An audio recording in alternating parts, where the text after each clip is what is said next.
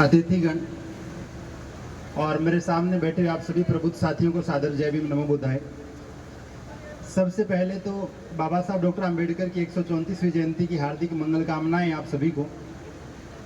और बहुत ही संक्षेप में 2-3 मिनट में मैं अपनी बात खत्म करूं। बाबा साहब डॉक्टर अंबेडकर के जीवन को जब हम देखते हैं तो समझ में आता है कि वो इतना व्यापक है, उनके व्यक्तित्व के इतने आयाम हैं कि किसी 5, 10, 15, 20, 50 मिनट के वक्तव्य में उन्हें समेटा नहीं जा सकता। वो किसी शायर की 2 पंक्तियां मुझे याद आती है कि हमने उसको इतना देखा जितना देखा जा सकता था, लेकिन 2 आंखों से कितना देखा जा सकता था। तो बाबा साहब का व्यक्तित्व भी बिल्कुल ऐसा ही है।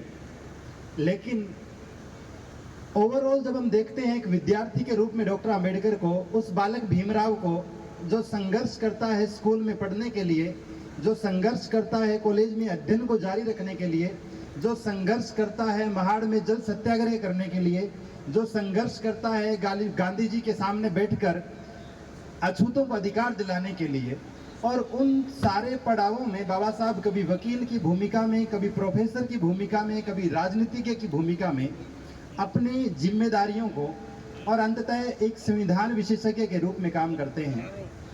लेकिन मैं इससे आगे की बात कर रहा हूं कि हम सब लोग बाबा साहब डॉक्टर अंबेडकर को 26 जनवरी 1950 तक के अंबेडकर को याद कर रहे हैं।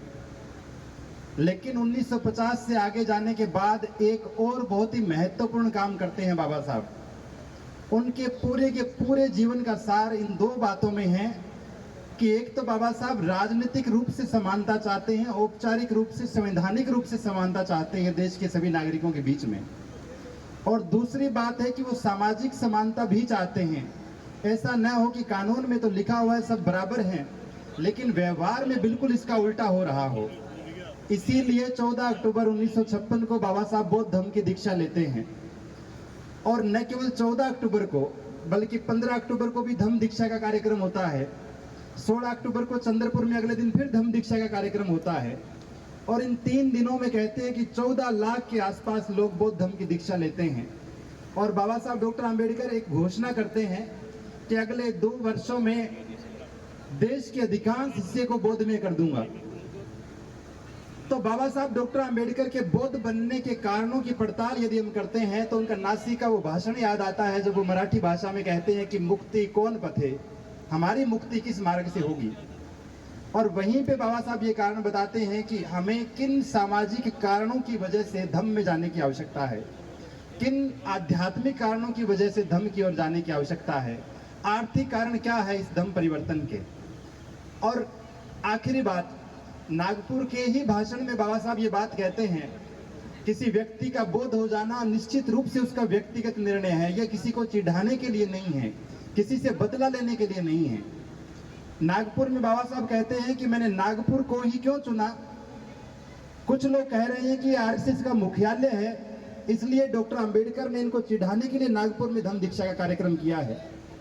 लेकिन बाबा साहब जवाब देते हुए कहते हैं कि मेरे पास ऐसे फिजूल के कामों के लिए वक्त नहीं है। मैंने नागपुर को इसलिए चुना है क्योंकि ये नागों की भूमि है और ये सदियों सदियों से बौद्धों का प्रमुख केंद्र रही है।